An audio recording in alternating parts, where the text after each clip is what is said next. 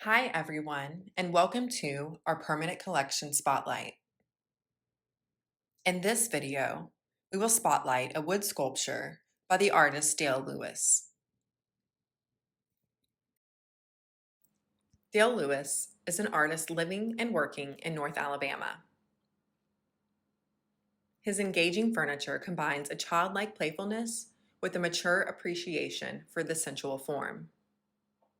His formal art training and television production experience add dimension to his creations. Whimsically elegant forms emerge, influenced by both human and animal form, and fanciful themes frequently embody comedic elements in much of his work.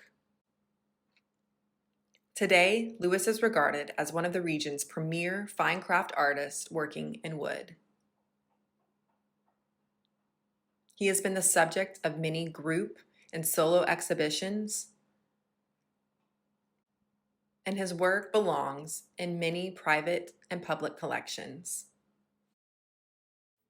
We are excited to present Dale Lewis. Please listen as he speaks about his work in WMA's collection. Hi, the piece we're talking about today is a chair. It's featured at the Wiregrass Museum. It's called Beauty School Dropout. It was inspired, of course, by the musical Grease, actually a song from the musical Grease, which was called Beauty School Dropout.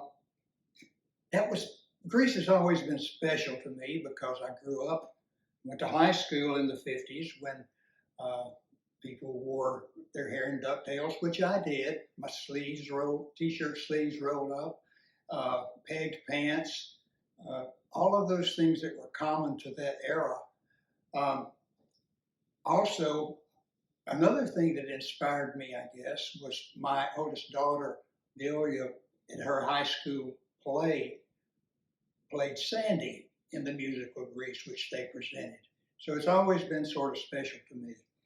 Uh, I wanted to do a chair, I think. Chairs are my favorite thing, at least one of my favorite things to make because they can be functional and uh, special, sculptural.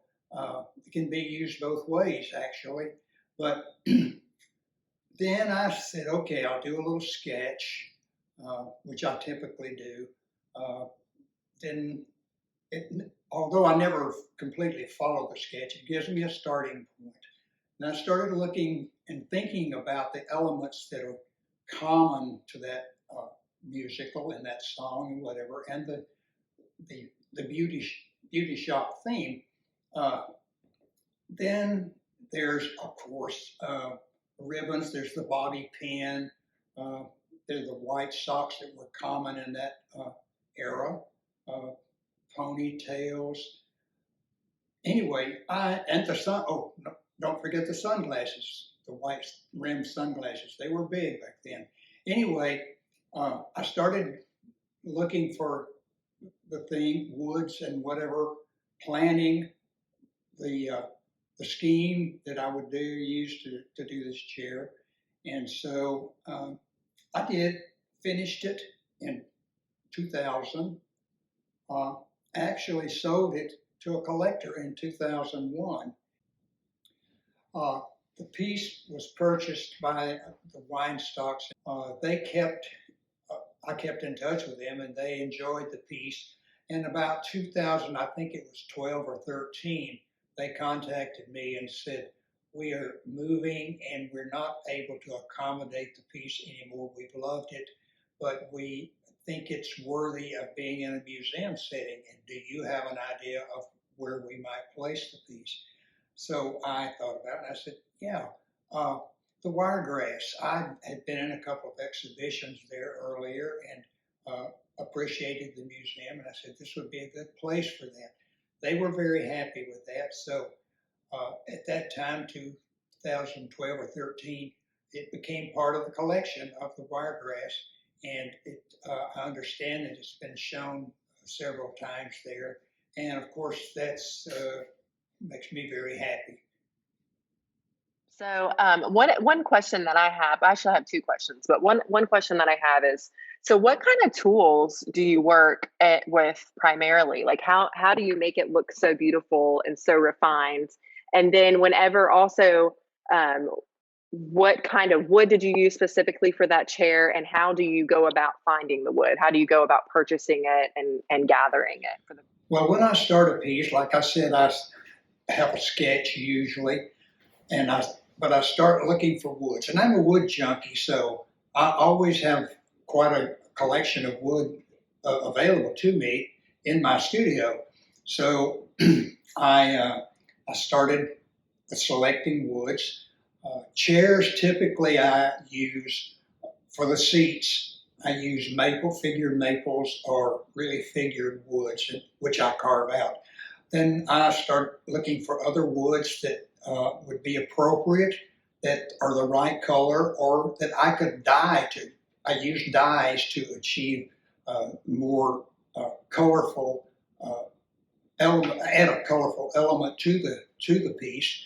So I started doing this. I get everything together, and I start the piece. I may not any particular uh, piece that I start first or element that I start first, but I carve, I saw, I do all the things to get it to go together. And one of the important things about my chairs, especially, is although they are sculptural, they are functional. I make them that way, and so joinery and how I'm going to put the thing together to hold weight a person if they choose to sit in it is very important. So, other than the basic tools, the hand table saws and band saws and things like that, I have a series of grinders with different types of teeth on them that grind, starting from coarse. I shape the piece, and the sculptural value to me is of a piece is really the most important thing.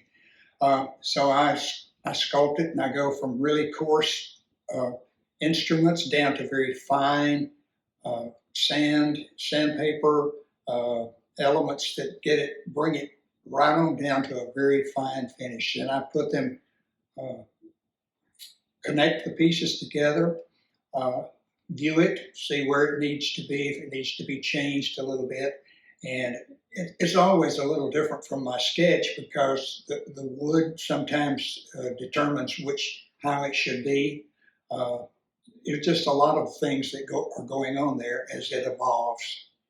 So that's one of my next questions is, so from start to finish, particularly with this piece, about how long did it take you to start and then finish that chair? It's hard to determine how long any piece takes. There's a couple of reasons why. I work on maybe 3 or 4 pieces at a time. I'll work on a piece. I may work on it for a week, then I put it aside, work on something else. Uh, I may work a long day. It sort of comes down to hours, and it may I may not finish the piece for 6 months because I just have stayed away from it. So I've never kept a time clock. I don't want to know how long it takes. I just want to know, be satisfied that when it is complete and I'm happy with it, that's when I stop. So it's really hard to tell. I mean, in hours, it could probably be a month, 6 weeks, maybe 2 months if there are problems or uh, things about it that I'm not satisfied with and I have to redo or whatever. So it's just really hard to determine. But I can say this: that there are a lot of achy fingers and long hours involved in completing a piece like this.